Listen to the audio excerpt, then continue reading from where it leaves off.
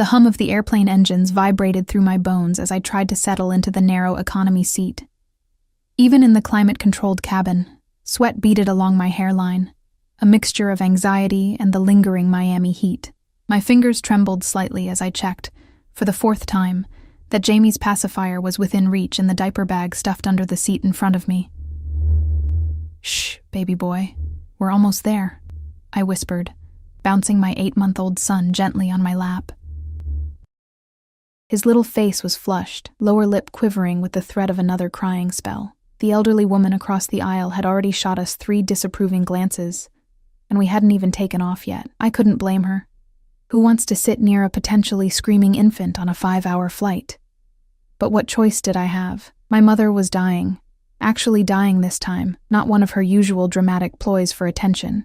And this was likely the last chance for her to meet her grandson. The borrowed money for these tickets sat like a stone in my stomach. 3 months' worth of rent from Lisa, my only friend who still believed in me despite everything.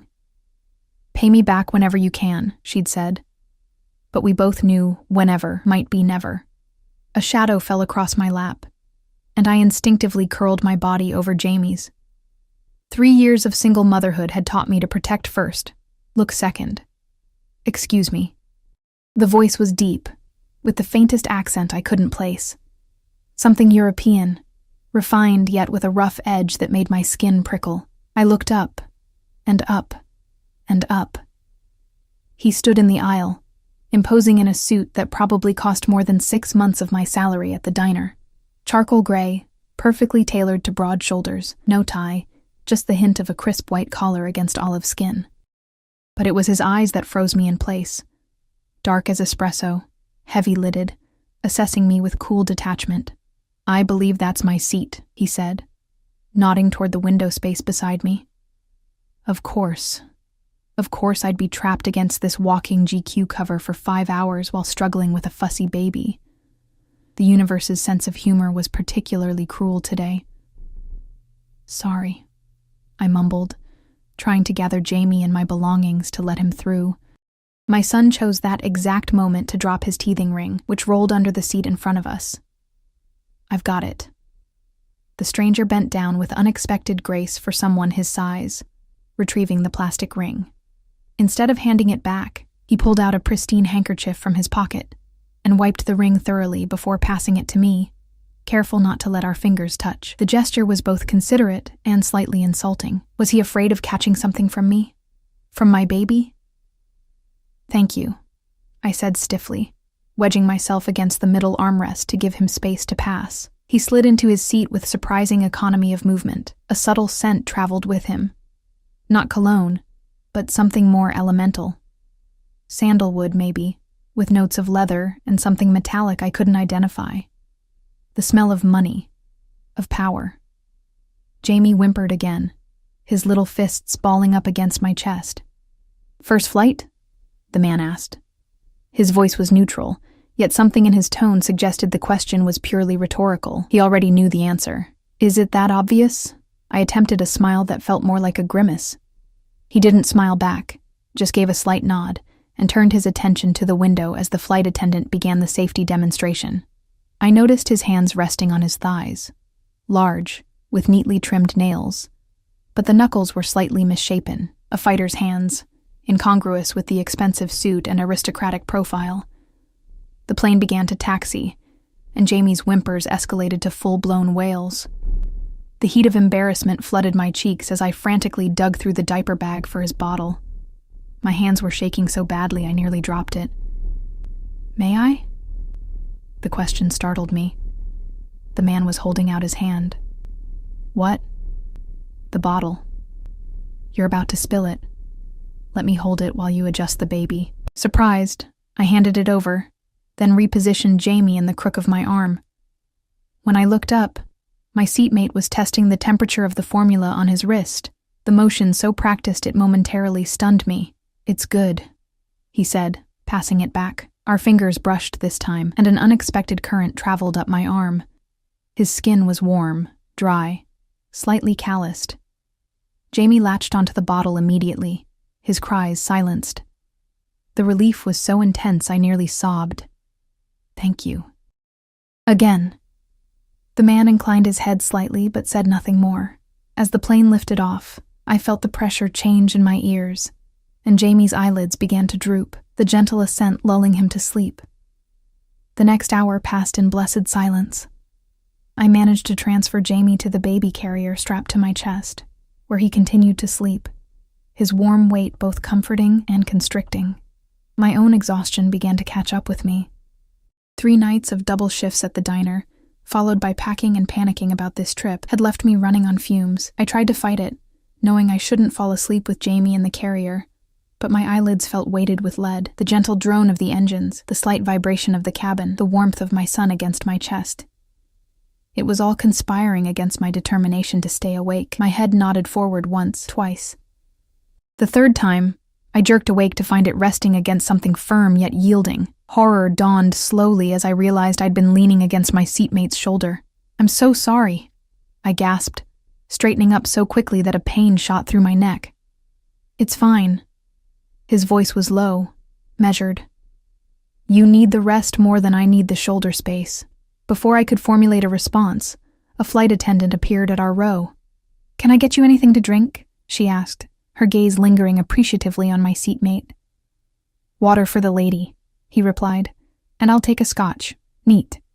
"Of course, sir." Her smile brightened. Right away. I hadn't even been asked what I wanted, but water was exactly what I needed. How did he know? "You don't have to," I began. "It wasn't a question." He cut me off, not unkindly, but firmly enough to silence my protest. The flight attendant returned with our drinks, placing them on our trays with an extra flourish for him. "Will there be anything else, Mr. Castellano?" So she knew him. Or at least knew of him. "That will be all for now, thank you." His dismissal was polite, but absolute. She retreated, looking slightly disappointed. Castellano. The name niggled at something in my memory, but exhaustion was making my thoughts sluggish. "You should drink," he said, nodding toward my untouched water. "Dehydration makes the fatigue worse." I obeyed without thinking, draining half the cup in one go. The cool liquid revived me slightly. "I'm Ellie," I said, not sure why I was introducing myself to this intimidating stranger. "This is Jamie." He regarded me for a long moment, those dark eyes unreadable. "Luca," he finally offered. No last name, though the flight attendant had already provided it. "Thank you for being understanding about—" I gestured vaguely to Jamie and myself. "Children are innocent," he said, the words carrying a weight that suggested layers of meaning I couldn't decipher. "They deserve patience." Something in his tone made me look at him more closely. There was a hardness to his features, the sharp line of his jaw, the slight crease between his brows, but also something else, a sadness perhaps, or a weariness that went beyond physical exhaustion. "Are you a father?" The question slipped out before I could stop it. His expression didn't change, but I felt him tense beside me. "No." The single syllable closed the door on that line of conversation so firmly I could almost hear it slam. I turned my attention back to Jamie, adjusting the carrier slightly to ease the pressure on my shoulders. The movement woke him, and he blinked up at me with those big blue eyes. His father's eyes. Though I tried not to think about that, he made a small sound of discontent, his face scrunching up in preparation for a cry. Before I could react, Luca reached into his jacket pocket and produced a small wooden object. It looked handcrafted, a smooth oval with intricate patterns carved into the surface. "May I?" he asked, holding it up for my inspection. I nodded, curious. He held the wooden piece in front of Jamie, rotating it slowly. The light caught the polished surface, creating shifting patterns that immediately captivated my son. His impending cry transformed into a gurgle of interest, his tiny hands reaching toward the object. "It's a worry stone," Luca explained, his voice dropping to a hypnotic murmur. "My grandfather carved it." Jamie's eyes followed the stone's movement, mesmerized. Luca continued the gentle motion. And to my amazement, my son's eyelids began to droop again. "How did you do that?" I whispered as Jamie drifted back to sleep. The corner of Luca's mouth lifted slightly. Not quite a smile, but close. "Children respond to calm authority." Something about the way he said it sent a shiver down my spine. Not fear, exactly, but awareness. This man was used to being obeyed. The next wave of exhaustion hit me like a physical force. Despite the water, despite my determination to stay alert, my body was surrendering to days of accumulated fatigue. My vision blurred around the edges, and I felt myself swaying slightly in my seat. Sleep. Luca's voice seemed to come from far away. "I'll wake you if he stirs." I wanted to protest, to explain that I never entrusted Jamie to strangers, but my body betrayed me. The last thing I remembered was the gentle pressure of a hand guiding my head to rest against a solid shoulder, and the faint scent of sandalwood enveloping me like a blanket. I woke with a jolt to the sound of soft murmuring. For a moment, I was disoriented, my mind struggling to piece together where I was. The steady hum of engines, the recycled air, the airplane. Jamie. Panic shot through me as I realized my arms were empty. The baby carrier? He's here. Luca's voice, low and reassuring, came from beside me. He was getting restless in the carrier, too confining. I turned to find my son cradled expertly in Luca's arms, happily gumming on the wooden worry stone. The sight was so incongruous, this intimidating man in his perfect suit holding my baby with practiced ease, that for a moment I could only stare. "You should have woken me," I said, reaching for Jamie. "You needed the rest." Luca transferred my son back to me with such careful precision that Jamie barely registered the change. "Besides, we've been getting acquainted, haven't we, little one?" The tenderness in his voice when he addressed my son was so unexpected it made my throat tight. Jamie gurgled in response, his eyes bright with recognition as he reached toward Luca. "He likes you," I said, surprised. Jamie was usually wary of strangers, especially men. "Children and animals," Luca replied cryptically. "They see what adults miss." A flight attendant, a different one this time, paused at our row. "We'll be landing in about 30 minutes, Mr. Castellano. Is there anything you or your family need before descent?" Family. The word hung in the air between us. I opened my mouth to correct her, but Luca spoke first. "We're fine, thank you. Perhaps a fresh bottle for our boy?" Our boy. The words hit me like a physical blow. Our boy. Not her son or the baby, but our boy. As if Jamie belonged to both of us, as if we were a unit, a family. The flight attendant nodded and moved on, leaving me frozen in shock beside this stranger who had just casually claimed partial ownership of my child. "Why did you say that?" I whispered, clutching Jamie closer. Luca turned those dark, unreadable eyes on me. "Say what exactly?" "Our boy. You said our boy." "Jamie is my son." "Of course he is." His tone was placating, but something flashed in his eyes, something possessive and determined that made my heart race with an emotion I couldn't name. It was simply easier than correcting her assumption. But there was nothing simple about the way he was looking at Jamie now, as if memorizing every feature of my son's face. Nothing simple about the deliberate way his hand brushed against mine as he reached out to touch Jamie's cheek. "What do you want?" The question came out sharper than I intended, loud enough to make the passenger in front of us turn around briefly. Luca leaned closer, his voice dropping to a murmur meant for my ears alone. "Right now?" "To make sure you and the boy get to your destination safely. After that..." He let the sentence hang unfinished. A promise or a threat. I couldn't tell which. The plane began its descent, the subtle change in pressure making my ears pop. Jamie whimpered at the sensation, and I bounced him gently, trying to soothe him while my mind raced with confusion and the first flickers of fear. Who was this man really? What did he want with us? And why did part of me, some traitorous, lonely part, respond to the possessive heat in his gaze? As the ground rushed up to meet us, I couldn't shake the feeling that I'd made a terrible mistake, that falling asleep on Luca Castellano's shoulder had somehow changed the course of my life irrevocably, that I was now caught in a web I hadn't even seen being spun around me. The wheels touched down with a jolt that seemed to echo through my entire body. I had no idea what awaited us beyond the airport gates, but one thing was becoming terrifyingly clear. Luca Castellano had no intention of letting Jamie and me walk away. Don't forget to subscribe to our channel to find out what happens next in this thrilling story. Hit that notification bell so you won't miss the next part of Ellie and Jamie's journey with the mysterious Luca Castellano. What does he really want with them? Leave your predictions in the comments below. The terminal was a blur of noise and motion as I clutched Jamie to my chest, trying to navigate through the crowd while keeping one eye on Luca Castellano's imposing figure ahead of me. He moved with effortless authority, the sea of travelers parting before him like he commanded some invisible force field. I hadn't asked him to escort us through the airport. In fact, I'd fully intended to mumble a quick thank you and goodbye at the gate, then disappear into the anonymity of the terminal. But somehow, between deplaning and now, Luca had taken control of the situation, and me, with such natural command that I found myself following him without question. "My car is waiting," he stated when we reached the baggage claim area, his tone making it clear this wasn't up for debate.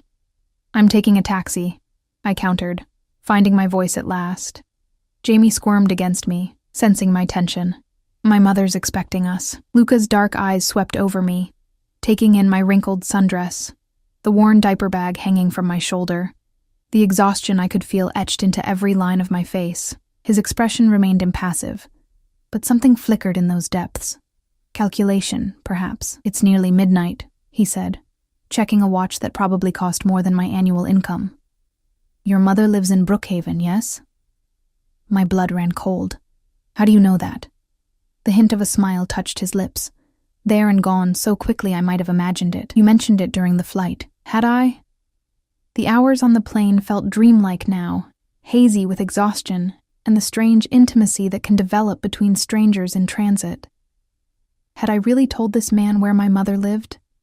What else had I revealed in my sleep-deprived state? "A taxi to Brookhaven will cost you at least $80 at this hour," he continued, "and the driver might refuse altogether given the distance. My car is already paid for, and the detour is minimal." Before I could formulate a response, a man appeared at Luca's side, tall, broad-shouldered, with a military short haircut, and eyes that scanned continuously, assessing every passerby as a potential threat. He wore a suit similar to Luca's, though not quite as fine, and stood with his hands clasped in front of him. "Everything is prepared, sir," he said quietly, his gaze flickering briefly to Jamie and me before returning to Luca. "Thank you, Marco." Luca nodded toward the carousel, where luggage was beginning to appear. "The lady's bag?" "A small blue suitcase," I said before I could stop myself, with a yellow ribbon on the handle. Marco moved toward the carousel without another word. "You have people who just wait for you?" I asked, unable to mask my disbelief. "I have people who ensure things run smoothly," Luca corrected, his attention now focused on Jamie, who had begun to fuss. "He needs changing." It wasn't a question, and I resented his assumption, even as I recognized he was right. "I'll take care of it before we leave. The facilities here are inadequate." Again, that tone of absolute certainty. "The car has everything you need." Part of me wanted to refuse on principle, to assert some independence in what was quickly becoming a situation where I had none. But Jamie's whimpers were escalating, and the thought of wrestling with him in a grimy airport bathroom stall was decidedly unappealing. "Fine," I conceded, shifting Jamie to my other hip. But then straight to my mother's, no detours. Something that might have been amusement crossed Luca's features. "Of course." Marco returned with my pitiful suitcase, which looked even shabbier next to their pristine appearance. Without comment, he took the diaper bag from my shoulder as well, ignoring my protests.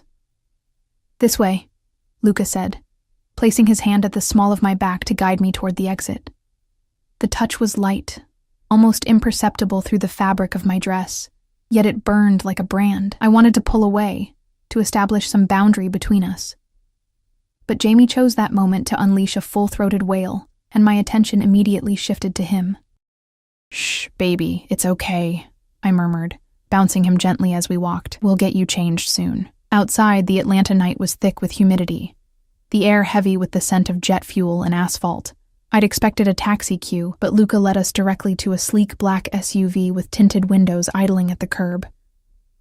A third man stood beside it, opening the door as we approached. "Ms. Sullivan," Luca said, gesturing for me to enter first. I froze.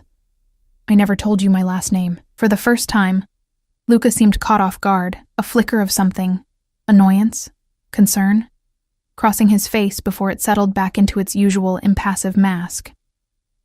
"Your luggage tag," he said smoothly. I noticed it on the plane. Was that true? I couldn't remember if my name was visible on the diaper bag. The alternative, that he'd somehow researched me during our flight, was too disturbing to contemplate. Jamie's cries grew more insistent, and practical concerns won out over my suspicion. I climbed into the SUV, finding myself in the most luxurious vehicle I'd ever seen. The leather seats were butter soft, and the interior smelled of something expensive and subtle. Most surprisingly, a state-of-the-art infant seat was already installed. You can secure him there, Luca said, sliding in beside me as Marco took the front passenger seat. There's a changing station folded into the back of my seat. Sure enough, a hidden compartment revealed a padded changing surface, complete with diapers, wipes, and even a small selection of infant clothes. All high-end brands I could never afford. Why do you have all this? I asked, unable to keep the suspicion from my voice, as I laid Jamie down and began changing him. Luca was silent for a moment, watching as I worked. I believe in being prepared for all contingencies. Having a full nursery set up in your car goes beyond prepared, I countered, snapping Jamie's onesie closed. It's borderline creepy. Is it creepy to ensure a child's comfort? His voice remained calm, but there was an edge to it now. Would you prefer I left you to struggle at the airport with insufficient resources? Put that way, it made me sound ungrateful. I bit back my retort and focused on securing Jamie in the infant seat, which fit him perfectly. Too perfectly. How did you know his size? I asked quietly. Standard measurements for an 8-month-old, Luca replied without hesitation. Though he's on the smaller side, isn't he? Perhaps underweight? The observation, accurate though it was, sent a spike of defensive anger through me.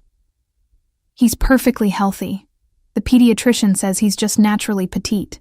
When was his last checkup? That's none of your business, I snapped, finally reaching the limit of my patience. Look, I appreciate the ride, but I don't know you, and you don't know us. So let's just get to my mother's house and say goodbye, okay? Luca studied me for a long moment, his expression unreadable in the dim interior of the car. Finally, he nodded once and tapped on the partition. The driver pulled smoothly away from the curb. The silence that fell between us was charged with unspoken tensions. Jamie, comfortable in his new seat, had quieted, his eyes growing heavy as the motion of the car lulled him back toward sleep. I stared out the window, watching the airport recede and the highway unfold before us, trying to make sense of the bizarre situation I found myself in. Who travels with a baby seat just in case? Who has staff waiting at midnight to escort a woman they just met? The question that had been nagging at me since the plane returned with new urgency. Who was Luca Castellano? You should rest. Luca's voice broke into my thoughts. It's a 40-minute drive to Brookhaven in this traffic. I'm fine, I said automatically, though exhaustion was indeed weighing on me like a physical burden. Your mother's illness, he said after another stretch of silence. Is it terminal? The question caught me off guard. Had I mentioned that too? The doctors think so. Pancreatic cancer, stage 4. I'm sorry. His voice held genuine sympathy, and for a moment, the hardness in his features softened. Family is everything. Yes, I agreed quietly, surprised by the sentiment from this enigmatic man. It is. And Jamie's father? The question was casual, but I felt the weight of his attention intensify. Is he in the picture? No. My answer was clipped, final. He never was. Luca nodded as if confirming something to himself. His loss. Something in the way he said it, possessive, almost satisfied, sent a shiver down my spine. I turned to look at him directly, gathering my courage. Mr. Castellano, Luca, he corrected. Luca, I conceded. Why are you doing this? The car, the baby supplies, the ride. What do you want from us? His gaze shifted to Jamie, who had finally succumbed to sleep, his long lashes casting shadows on his chubby cheeks. Perhaps I simply recognize something worth protecting when I see it. We don't need protection, don't you? His eyes returned to mine, dark and knowing. A single mother with no support system except a dying parent? Working... He paused, his gaze dropping to my hands. Double shifts as a waitress, based on those calluses, borrowing money for plane tickets. Tell me, Ellie, what happens when your mother is gone? Who protects you and Jamie then? Tears pricked at the corners of my eyes, his blunt assessment cutting too close to the fears that kept me awake at night. We manage. We always have. Management is survival, Luca said, his voice dropping lower. You both deserve more than mere survival. The car slowed, turning onto a residential street I recognized with a pang of nostalgia and dread. My childhood neighborhood, now showing signs of neglect that hadn't been visible when I left 5 years ago. The houses seemed smaller, the lawns less manicured, the streetlights dimmer. Stop the car, I said suddenly. To my surprise, Luca immediately rapped on the partition, and the vehicle pulled to a smooth stop half a block from my mother's house. I want to walk from here, I explained, already reaching to unbuckle Jamie from his seat. It's complicated with my mother, showing up in this kind of car, with you. It would raise questions you're not prepared to answer, Luca finished for me, nodding. I understand. Marco was already retrieving my suitcase from the trunk, and the driver had come around to open my door. I carefully lifted Jamie, who stirred but didn't wake, and cradled him against my chest. Thank you for the ride, I said awkwardly, stepping out onto the cracked sidewalk. The contrast between the luxury of the SUV and the shabbiness of my surroundings couldn't have been more stark. Luca followed me out, standing too close in the humid night air. It was my pleasure. I should have turned and walked away then.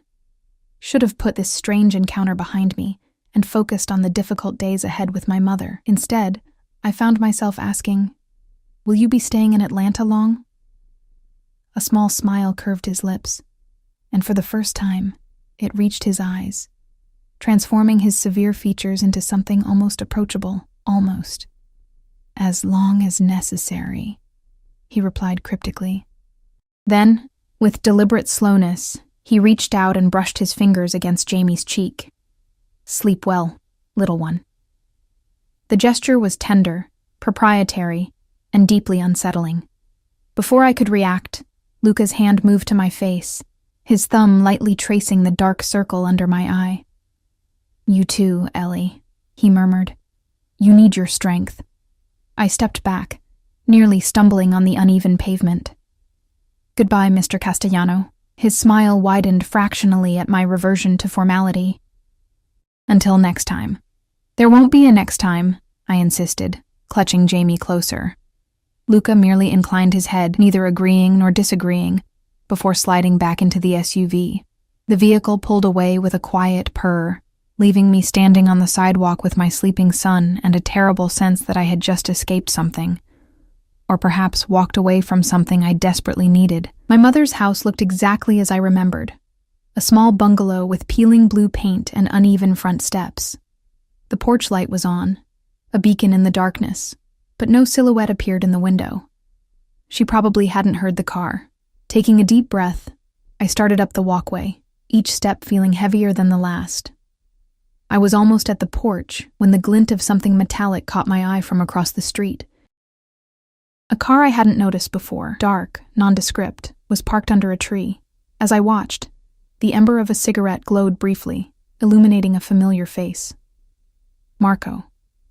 Luca's driver was watching the house, watching us. My heart rate spiked, and I quickly climbed the steps, fumbling for the spare key I knew my mother kept under the ceramic frog by the door.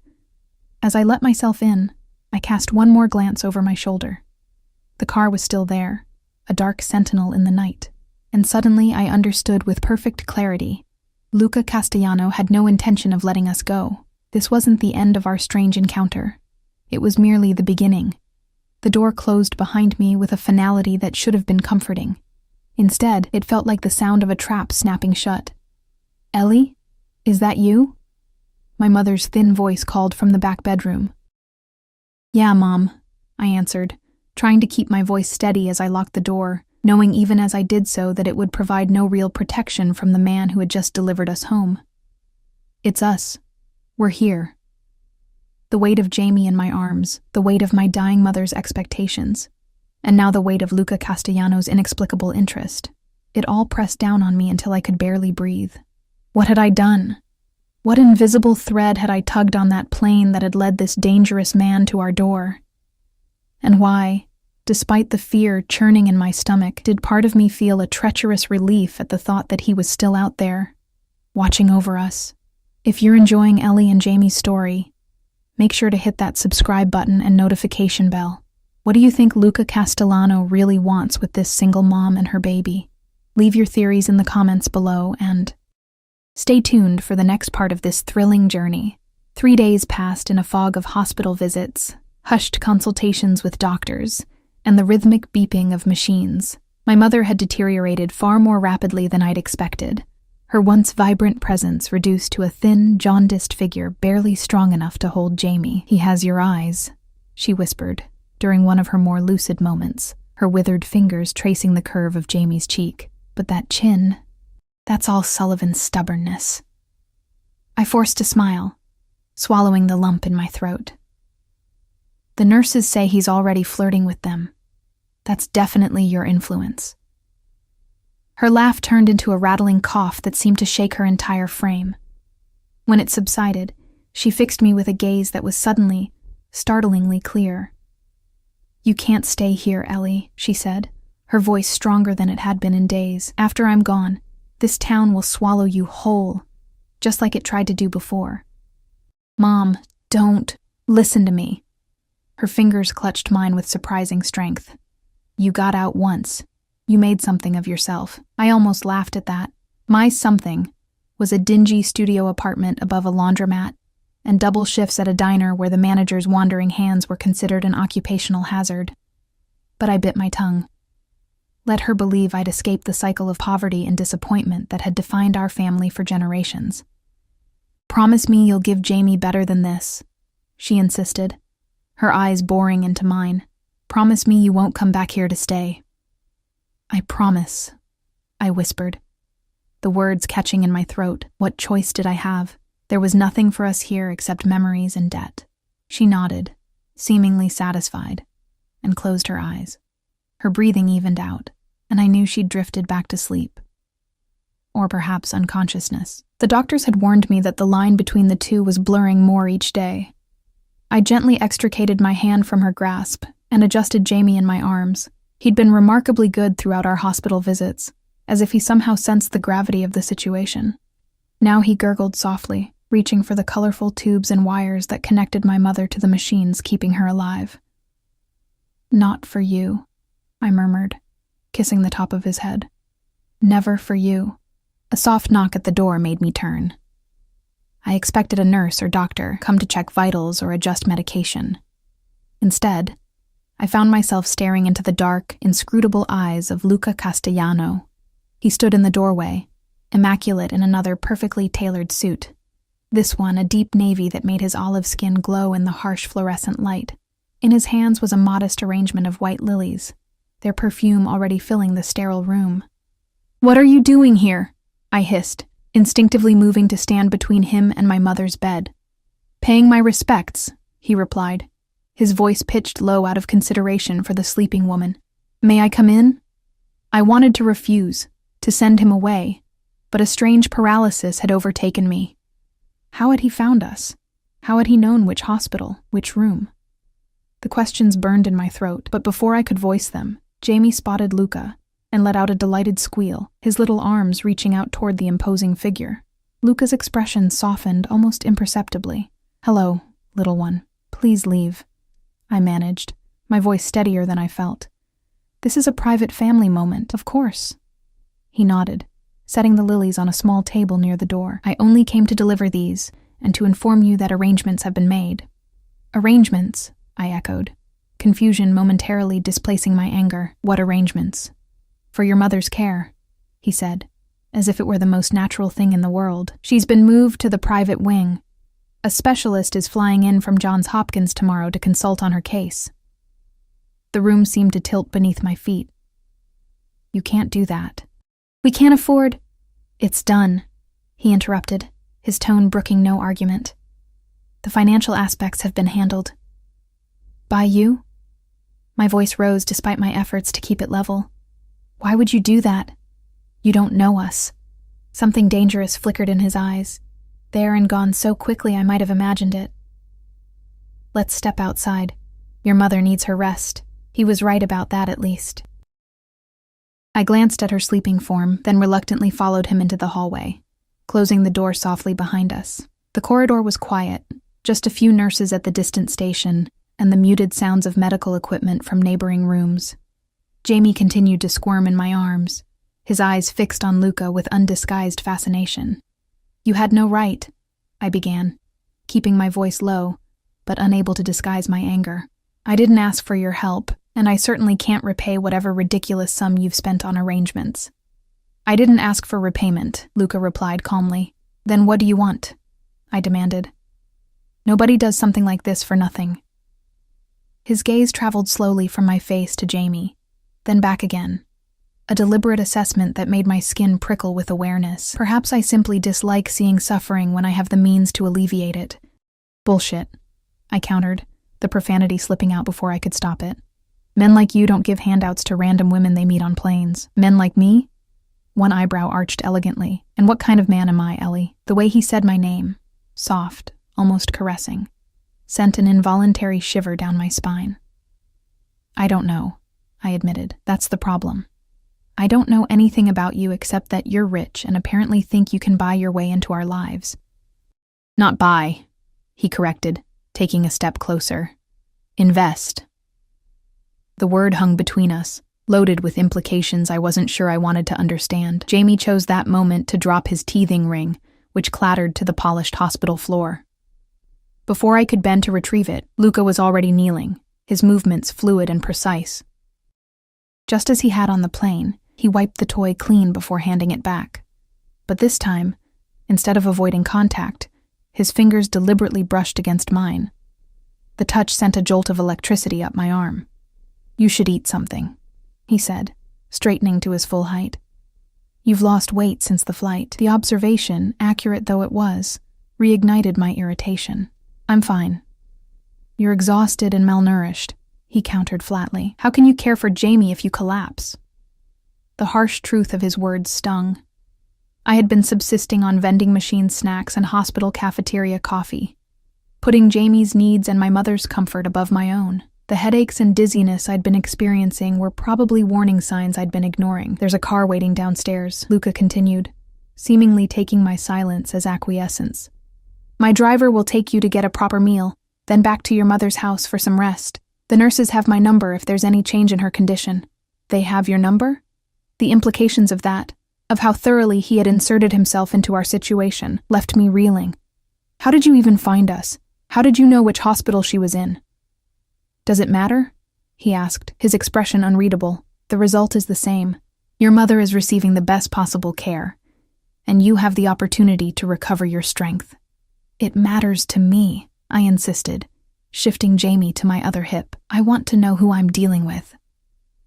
For a long moment, Luca studied me, his dark eyes measuring something I couldn't fathom. Then, with a slight incline of his head, he reached into his jacket pocket and withdrew a business card. Simple, elegant cream stock, with only his name and a phone number embossed in dark ink. "Call this number anytime," he said, pressing the card into my palm. "Day or night, if you need anything at all." I stared at the card, its weight seeming disproportionate to its size. "This doesn't answer my question." "No," he agreed, a hint of amusement coloring his tone. "It doesn't, but it's a start." Before I could respond, Jamie let out a sharp cry, his patience finally exhausted. Luca's attention immediately shifted to him, his expression softening in a way that transformed his entire face. "He's hungry," Luca observed, reaching out to brush a finger against Jamie's flushed cheek. "And tired. You both need food and rest." As much as I hated to admit it, he was right. The thought of a real meal and a few hours of uninterrupted sleep was almost painfully tempting. "Fine," I conceded, pocketing the business card. "But just dinner and then home, and I want to check on my mother before I leave." "Of course." Luca stepped back, giving me space to return to my mother's room. "Marco is waiting in the lobby. Take as long as you need." I hesitated, suddenly reluctant to turn my back on him. "You're not coming?" Something like satisfaction flickered across his features. "Would you like me to?" "No," I said quickly. Too quickly, perhaps. I assumed you would insist. I don't need to insist, he replied softly. I'm patient, Ellie. When something is inevitable, there's no need to rush. The confidence in his voice, the absolute certainty, should have angered me. Instead, it sent a complicated mixture of emotions spiraling through my chest. Fear, yes, but also a treacherous, unwelcome flutter of anticipation. Nothing about this is inevitable, I told him, lifting my chin defiantly. His smile was slight but knowing. We'll see. With that cryptic response hanging in the air between us, I retreated to my mother's room, feeling his gaze on my back with every step. It wasn't until I closed the door behind me that I realized I was trembling. My mother was still asleep, her breathing shallow but steady. I stood beside her bed, watching the rise and fall of her chest, trying to reconcile the woman I remembered. Fierce, proud, unyielding, with this fragile shell. Mom, I whispered, knowing she couldn't hear me. I don't know what to do. I don't know who he is or what he wants. But I'm scared. Not just of him, but of how tempting it is to let someone else carry this weight for a while. Jamie whimpered against my shoulder, his cries growing more insistent. I bounced him gently, torn between his immediate needs and my vigil at my mother's bedside. I have to go, I told her sleeping form, pressing a kiss to her forehead, but I'll be back tomorrow. I promise. As I turned to leave, my gaze fell on the lilies Luca had brought. They seemed to glow in the dim room, their pristine petals a stark contrast to the clinical surroundings. Beautiful, pure, yet somehow out of place, like Luca himself in our messy, complicated lives. The drive to the restaurant was silent, Marco's imposing presence in the driver's seat discouraging conversation.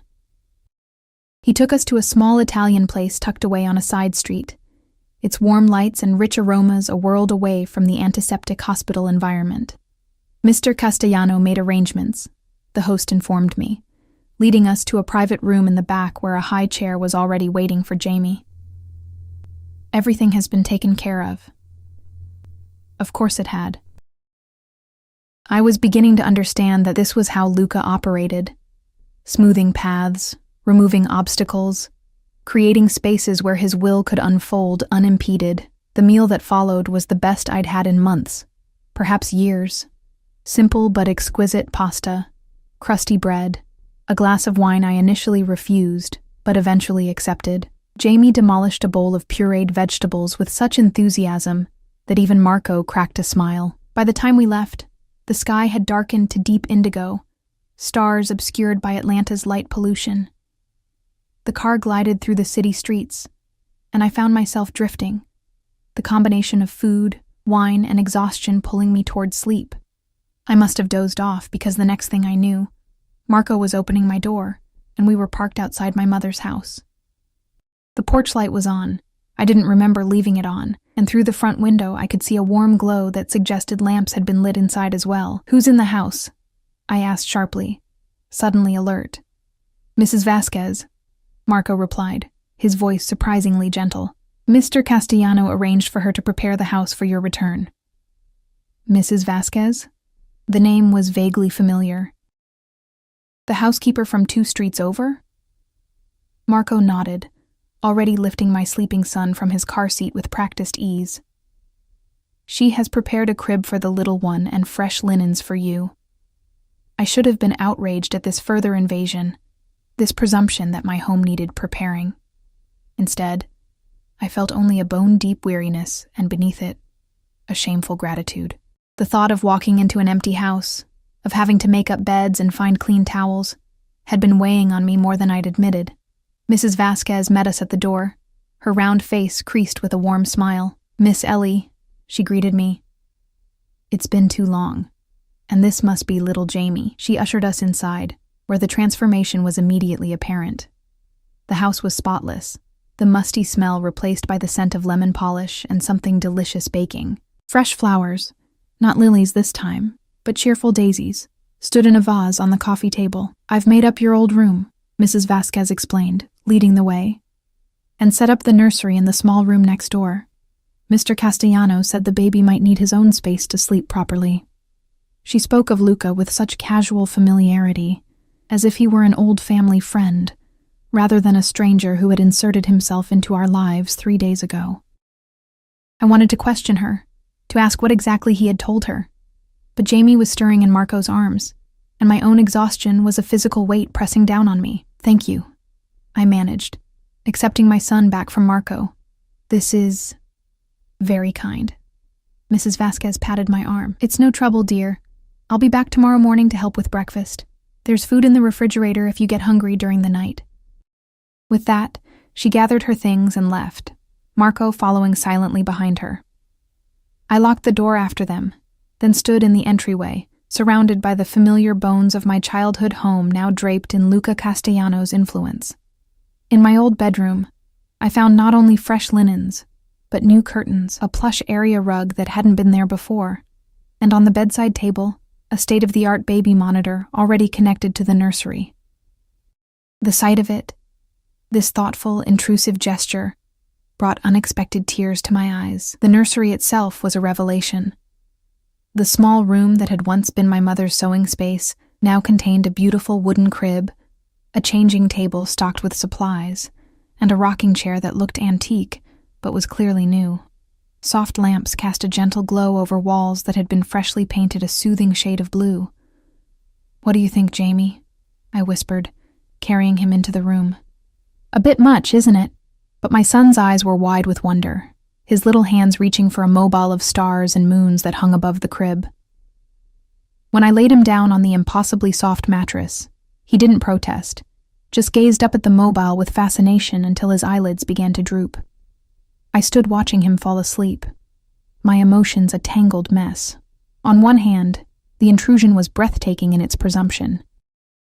On the other, the care evident in every detail spoke of something more complex than mere manipulation. The sound of my phone buzzing broke the spell. A text message from an unknown number. "Is everything satisfactory?" I knew immediately who it was. With trembling fingers, I typed a response. "Why are you doing this?" The reply came almost instantly. "Because you and Jamie deserve better." I stared at the screen, my throat tight with emotions I couldn't name. Before I could decide whether to respond, another message appeared. "Sleep well, Ellie. Tomorrow will be difficult." The words sent a chill down my spine. How did he know? Had the doctors told him something they hadn't told me? Or was this just another demonstration of his uncanny ability to predict and control our circumstances? I set the phone down without replying and retreated to my own room, where the bed beckoned with its fresh linens and plump pillows. As I sank into its comfort, I tried to make sense of the whirlwind my life had become since that fateful plane ride. Who was Luca Castellano, really? What did he want from us? And why, despite all my misgivings, did part of me want to surrender to the protection he offered? The questions swirled in my mind as exhaustion pulled me under, dragging me into dreams where dark eyes watched from shadows, and strong hands reached out to catch me as I fell. I woke to the sound of Jamie's cries through the baby monitor, and the gray light of dawn filtering through the new curtains. For a disorienting moment, I couldn't remember where I was, the unfamiliar luxury of the bedding confusing my sleep-addled brain. Then it all came rushing back. My mother, the hospital, Luca with his arrangements and his cryptic warnings. Tomorrow will be difficult. I was reaching for my phone to check for missed calls from the hospital when it began to ring in my hand. Unknown number. "Hello?" I answered, my voice rough with sleep and fear. "Miss Sullivan?" A woman's voice, professional, somber. "This is Nurse Jimenez from Atlanta Memorial. I'm calling about your mother." The world seemed to narrow, the edges of my vision darkening as she continued speaking. Words like deteriorated and comfortable and time to say goodbye filtered through the roaring in my ears. "I'll be right there," I managed, already scrambling out of bed. "The car is waiting," the nurse replied, an odd note in her voice. "Mr. Castellano said you'd want to come immediately." Of course he had. Of course he'd known, had arranged, had prepared. I hung up without responding and rushed to the nursery, where Jamie's cries had escalated to full-throated wails. As I lifted him from the crib, I caught sight of the street through the window. A now familiar black SUV idled at the curb, Marco standing beside it, head tilted as if listening to something or someone on his phone. For one wild moment, I considered refusing to go with him, calling a taxi instead, asserting some last vestige of independence, but time was precious now, and pride was a luxury I couldn't afford. 20 minutes later, Jamie fed and both of us dressed. I walked out to the waiting car. Marco opened the door without a word, his face impassive but his eyes holding something that might have been sympathy. I expected to find Luca inside, but the car was empty, save for the driver. Strangely, his absence felt more significant than his presence would have been, a space deliberately left unfilled, a courtesy I hadn't anticipated. The hospital corridors seemed longer this morning, the fluorescent lights harsher. Jamie was quiet in my arms, as if sensing the gravity of the moment. When we reached my mother's room, I paused outside the door, gathering my courage. "You can do this," a low voice said from behind me. I turned to find Luca standing there, his expression solemn. He wore no suit today, just dark slacks and a simple button-down shirt, as if he'd made an effort to be less imposing in this moment. "She's waiting for you," he continued, his hand coming to rest lightly on the small of my back. "I'll take Jamie if you want some time alone with her." The offer was unexpected, and my first instinct was to refuse. But there were things I needed to say to my mother, private things, final things. Just for a few minutes, I conceded, reluctantly transferring my son to Luca's waiting arms. Jamie went willingly, even eagerly, his little hands immediately reaching for Luca's face with a familiarity that should have troubled me more than it did. In that moment, though, I could only feel gratitude for one less worry. "Take as long as you need," Luca said, settling Jamie comfortably against his chest. "We'll be right here."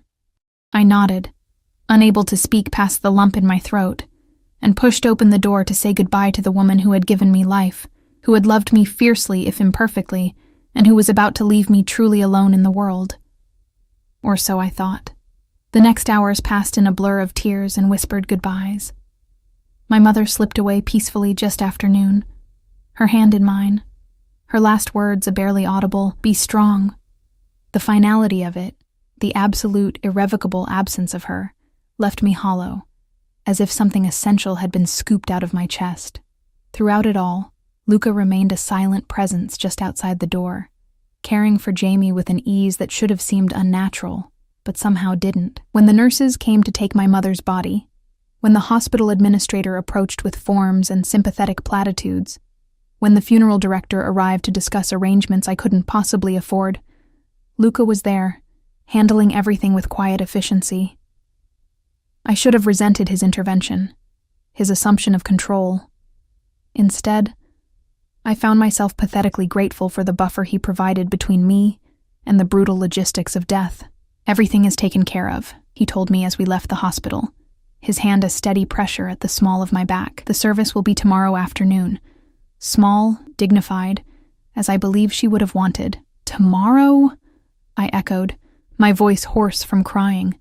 "That's so fast." "You mentioned she didn't want to fuss," he replied, guiding me toward the waiting car, where Marco stood with Jamie already secured in his seat, "and I thought perhaps a clean break would be easier, for both of you." He was right, of course. My mother had always been practical about death, insisting she didn't want people standing around crying over a box. And the thought of dragging out the process, of days spent in this limbo of grief, was unbearable. "Thank you," I managed. The words inadequate for the magnitude of what he had done, was doing for us. "I don't know how I'll ever repay you." Something darkened in his eyes, a fleeting shadow quickly masked. That's not a concern at the moment. But it was a concern, one that grew more pressing with each act of generosity, each demonstration of his seemingly limitless resources. No one did this much for a stranger without expecting something in return. The question was, what did Luca Castellano want from me? From us, back at my mother's house. No, not hers anymore, I reminded myself with a fresh stab of grief. Mrs. Vasquez was waiting with a simple meal and sympathetic clucking. She took Jamie from me with practiced hands, promising a bath and a bottle while I ate. "You need your strength, Miss Ellie," she insisted, her accent thickening with emotion. "The little one needs you strong." I nodded mechanically and allowed myself to be led to the kitchen table, where Luca pulled out a chair for me. The domesticity of the gesture, the ease with which he moved through this space as if he belonged there, should have alarmed me. Instead, it felt like the only solid thing in a world suddenly made of quicksand. "Eat," he said, taking the seat opposite me. It wasn't a request. I forced myself to take a bite of the soup Mrs. Vasquez had prepared, then another. The flavors barely registered, but the warmth spread through my chest, thawing some of the ice that had formed there. "What happens now?" I asked after several minutes of silence, my spoon scraping the bottom of the empty bowl. Luca studied me across the table, his dark eyes unreadable. "That depends on you." "On me?" A bitter laugh escaped my throat. "What choices do I have? I can't afford to stay here. I can't afford to leave. I have a son to feed, rent due in 2 weeks, and barely enough savings to get us back to Miami." "You have options," he replied evenly. "More than you realize." "Such as?" He leaned forward, his forearms resting on the table, hands clasped loosely together.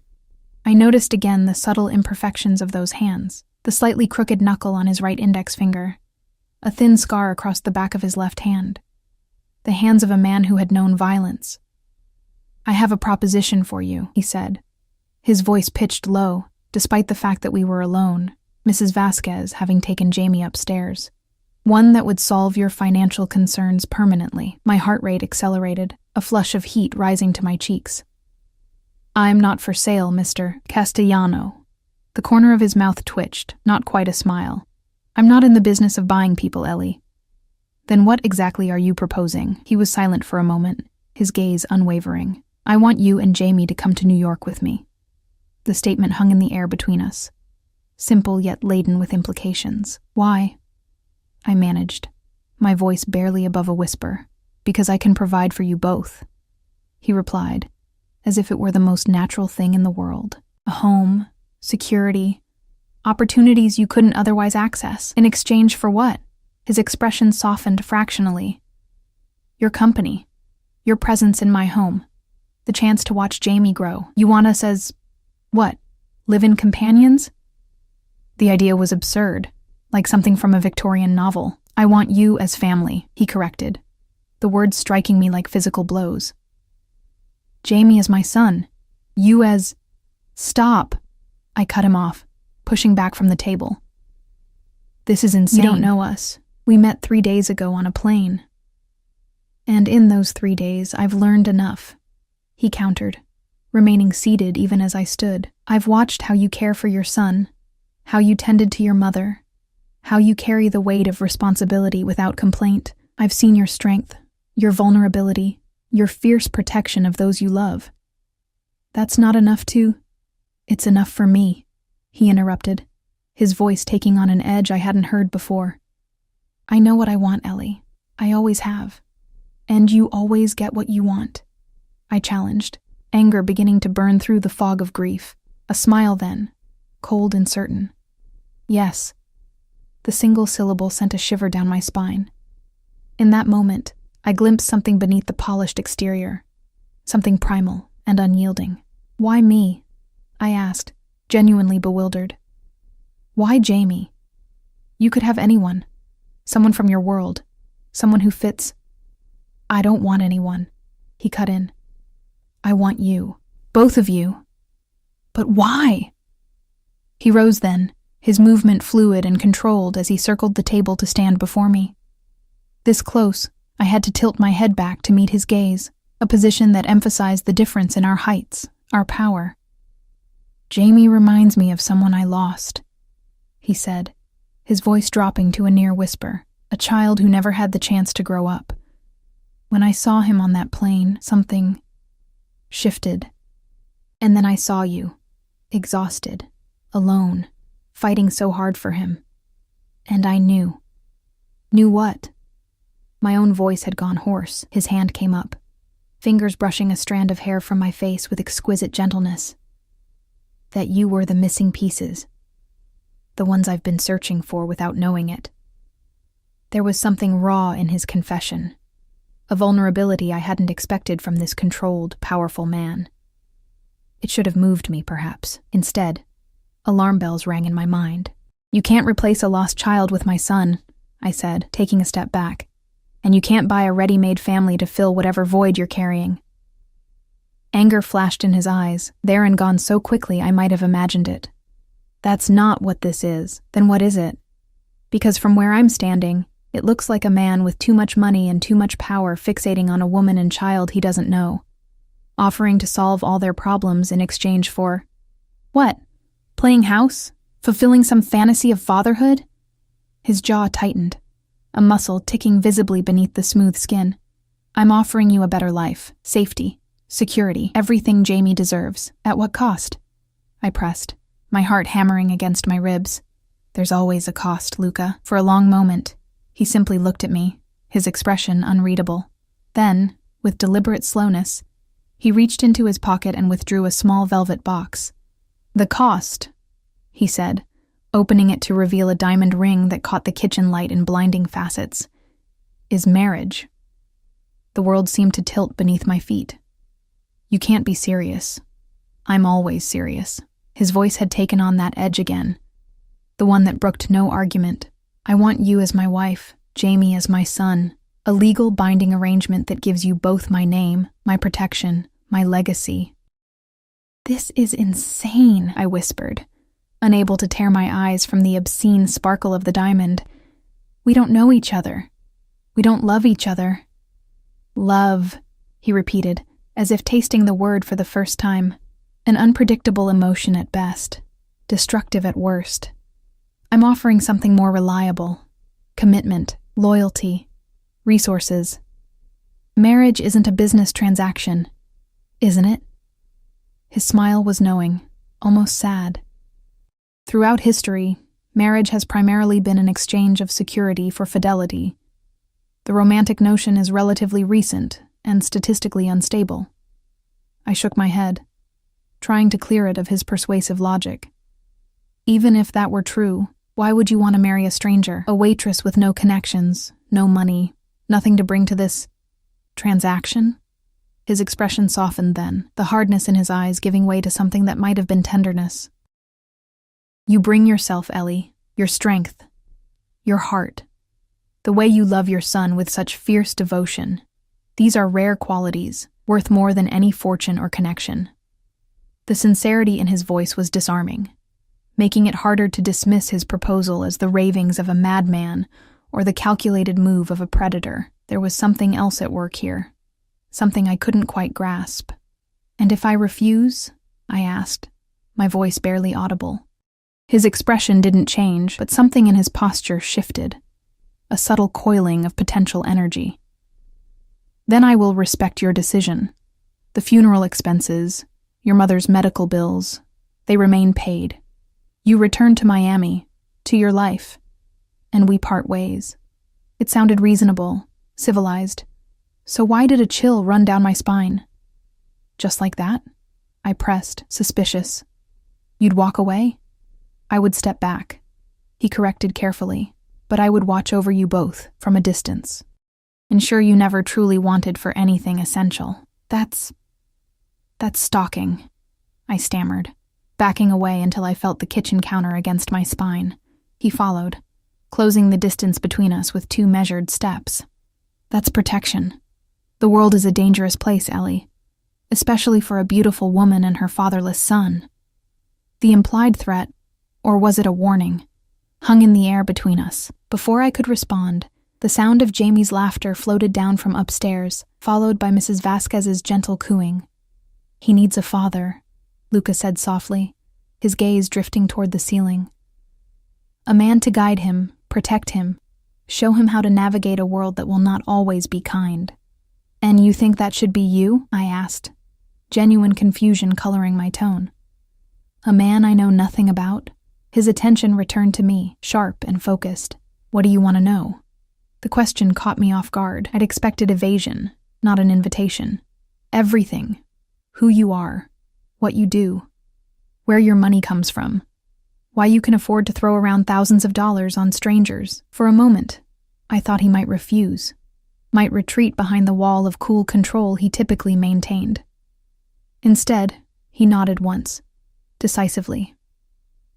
My name is Luca Alessandro Castellano. I was born in Sicily, raised in New York.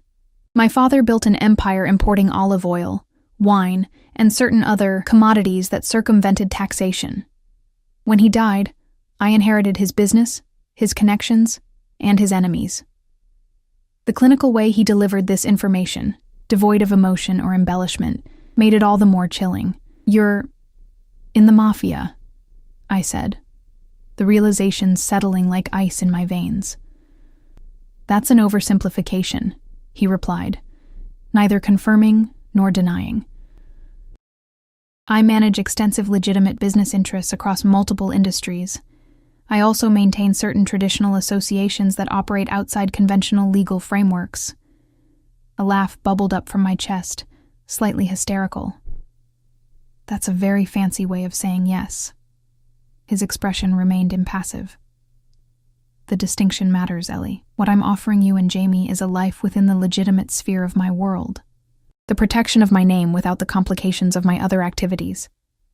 You can't separate those things, I argued, finding my voice again. If you're who I think you are, danger follows you.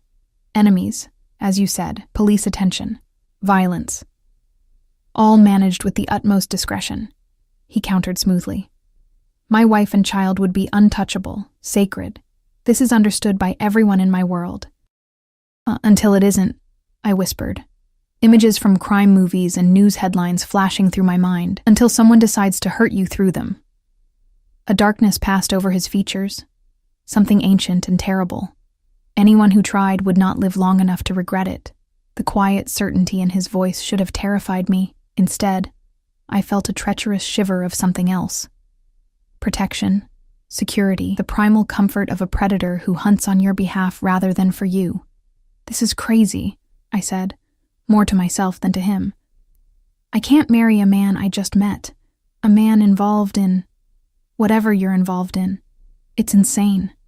Is it? He asked, his voice gentle now. More insane than returning to a life of struggle and uncertainty? More insane than denying Jamie the opportunities my name and resources would provide? Don't use my son to manipulate me, I snapped, anger flaring. I'm simply stating facts, Luca replied, undeterred. Your options are limited. Your prospects in Miami are bleak.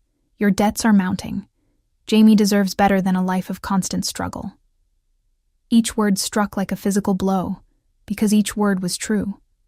My life in Miami was a daily battle against poverty, against predatory men, against a system designed to keep people like me trapped in cycles of debt and desperation.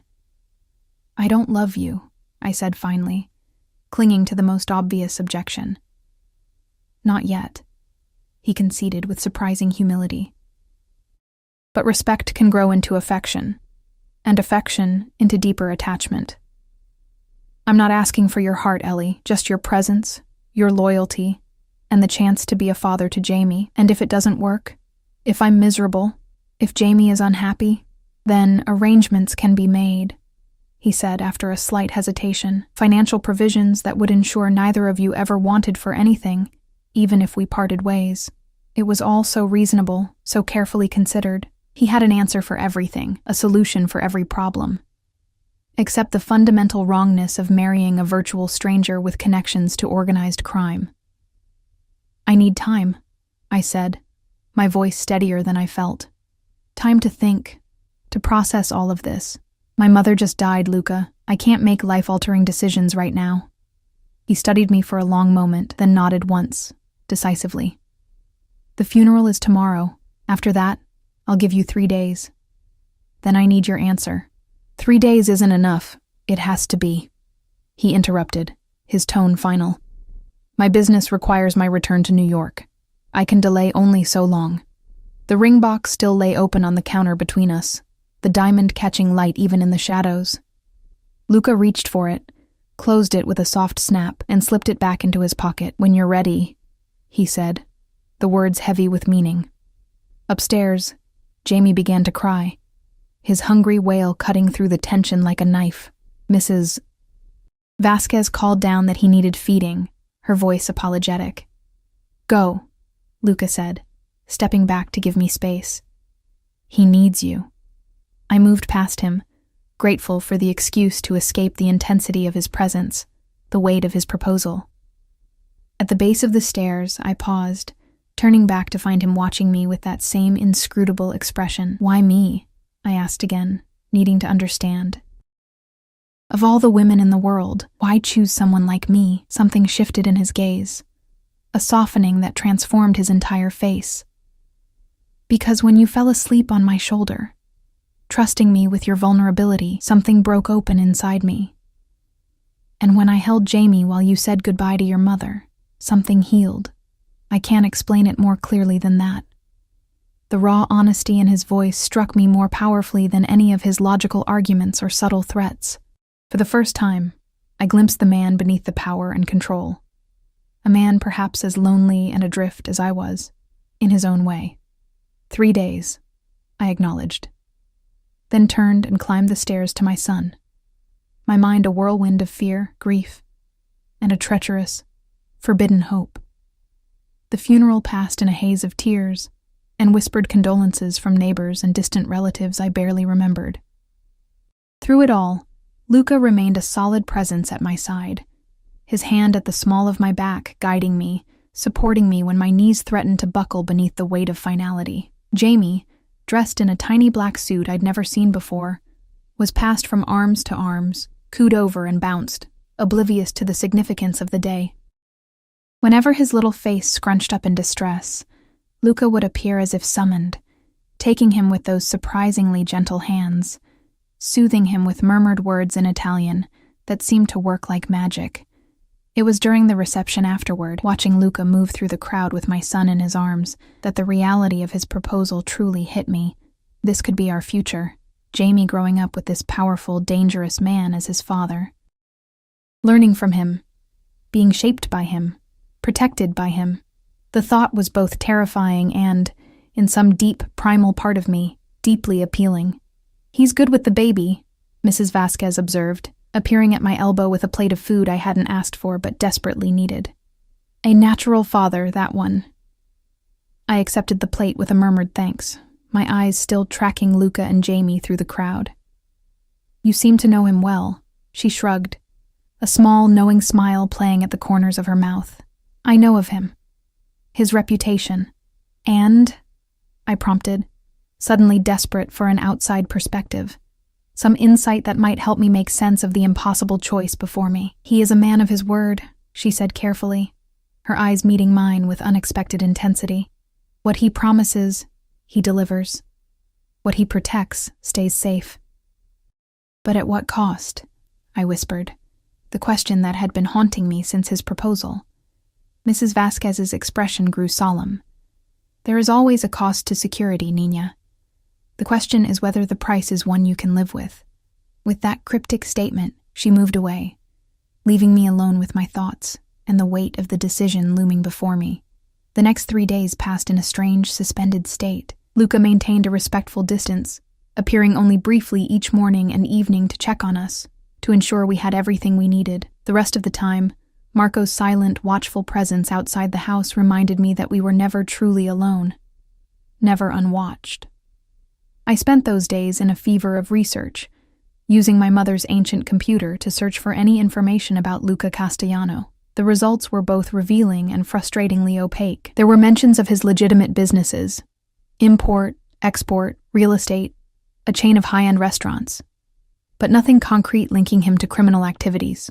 Just whispers, implications, the shadow of something darker beneath the surface of respectability. On the 3rd day, as the sun began to set, painting the small living room in shades of amber and gold, I heard the now familiar sound of the SUV pulling up outside. My heart rate accelerated, my palms suddenly slick with sweat.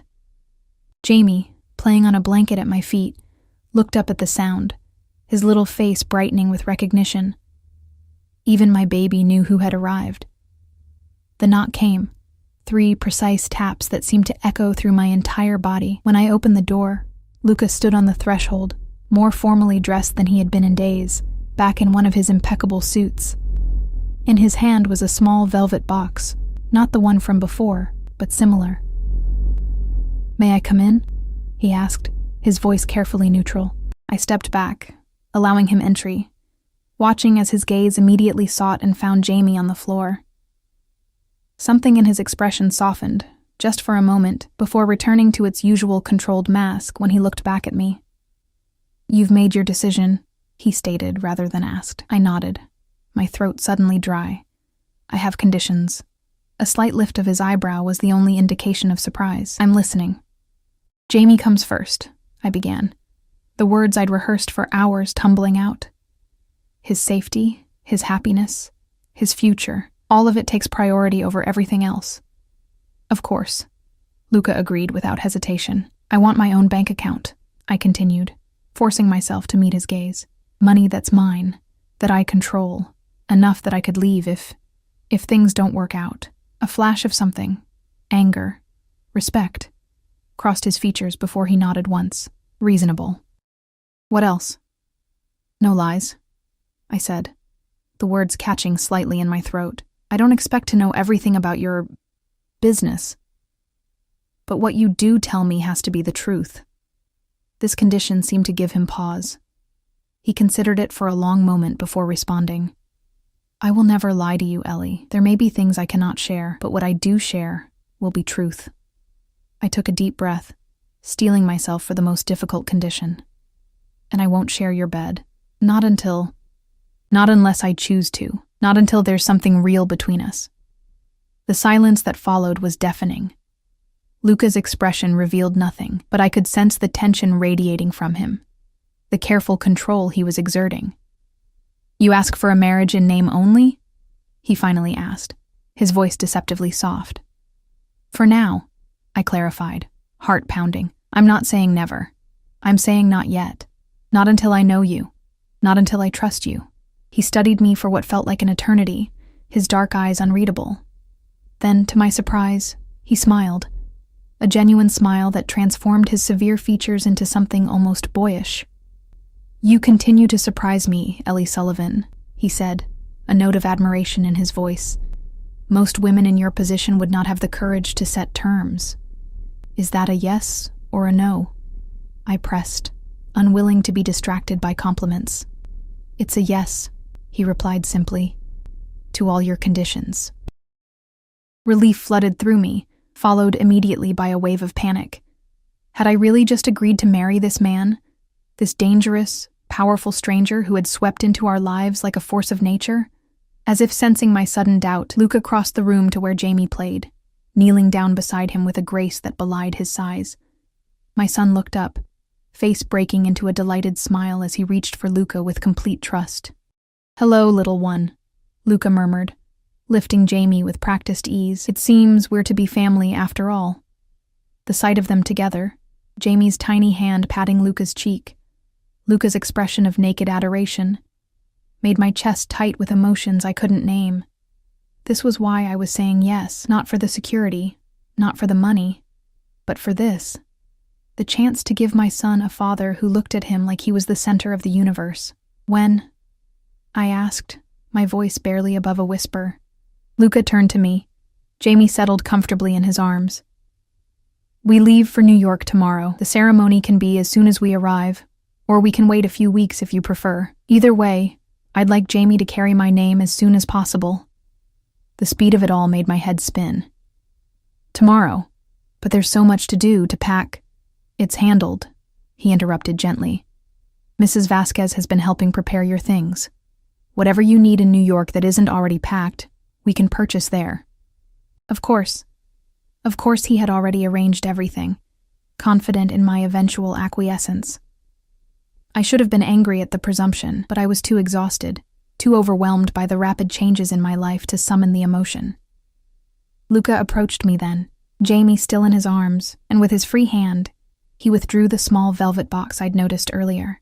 "This is for you," he said, opening it to reveal not a ring, but a delicate gold necklace with a small key pendant, inset with tiny diamonds. "The ring will come later, when we make our vows. This is a promise, from me to you." "A key?" I asked, confused by the symbolism. "To my home," he explained, his voice low and intimate.